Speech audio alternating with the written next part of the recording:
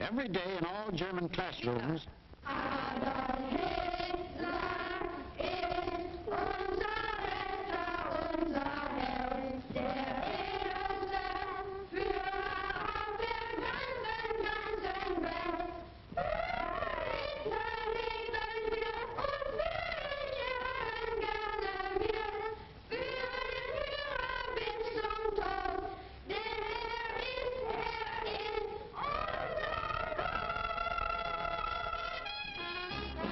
yes, take children from the faith of their fathers and teach them the state is the only church.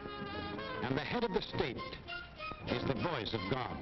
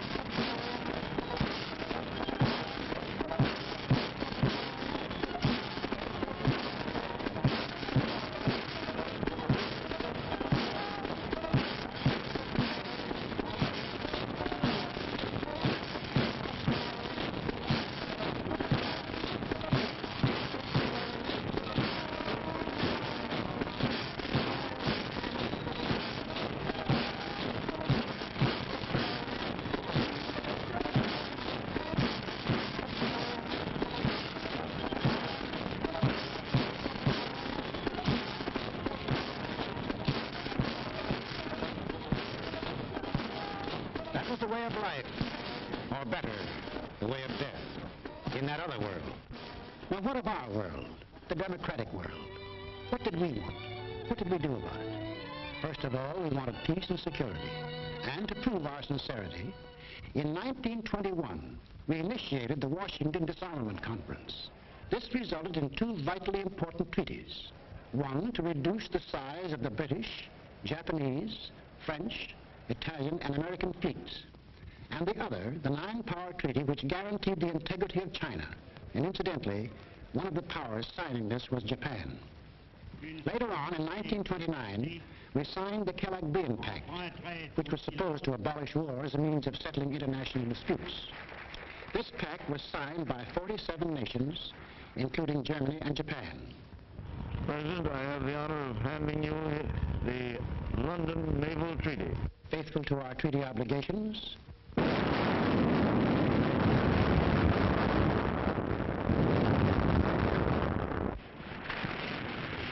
we scrapped more than 60% of our naval tonnage, and our army was reduced to a standing force of 136,000 men, smaller than that maintained by the little state of Romania.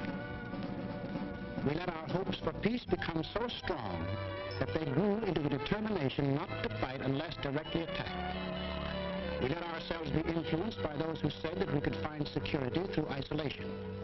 The confusion in our way of thinking is apparent in the slice of public opinion as it appeared in Cathay News in 1939.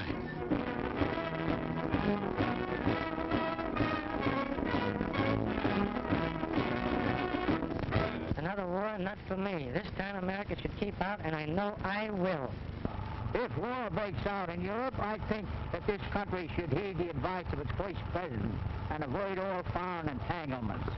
I haven't the slightest idea of European affairs. In the event of war in Europe, I think we should stay out of it entirely. And all our efforts should be made to keep out of the fight. Let Europe fight their own battles. They mean nothing to us. We should mind our own business by all means, no. Yes, fight. No. No. Yes. If my country calls, yes. No. We simply did not want to understand that our individual and national problems were, and always will be, dependent upon the problems of the whole world. And we had individual and national problems to worry about, plenty of them, just as Germany, Italy, and Japan had. But we faced them in a democratic way. We passed laws to give working men a chance to improve their lot. We established an insurance program for those without jobs. We began to give old folks protection against want and hunger. We organized the CCC to provide our young men with healthy and useful employment. A federal works program came into being and changed the face of our nation with new roads, bridges, schools,